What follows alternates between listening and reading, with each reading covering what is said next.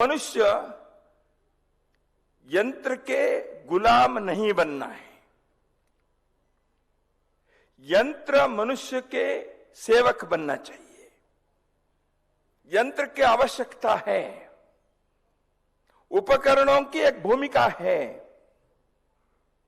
लेकिन मनुष्य के यंत्र के जो संबंध है उसमें ह्यूमन फेस, यंत्र के, विज्ञान के, तंत्रज्ञान के, उसके मानवीय चेहरा, इसको उजागर करने की आवश्यकता है। यंत्र को नकारने से, तंत्रज्ञान को नकारने से काम नहीं बनता, लेकिन तंत्रज्ञान को मनुष्य के, प्रकृति के हित के, रक्षा के दृष्टि से कैसे उपयोग करना चाहिए, इसलिए अनुसंधान की आवश्यकता है, इसलिए संयम की आवश्यकता है, इसलिए सामंजस्य की आवश्यकता है, इसलिए समझदारी की आवश्यकता है। इस विवेक को हमें उत्पन्न करना चाहिए। माननीय ठेंगड़ी जी कहते थे टेक्निकल नो हाउ, इसकी बात होती है।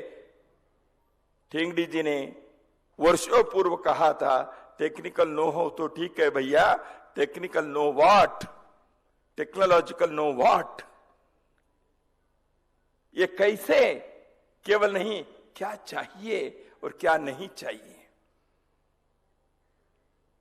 उस संयम को, उस सामंजस्य को, उस विवेक को भारत की यह भूमि विश्व को सिखा सकती है।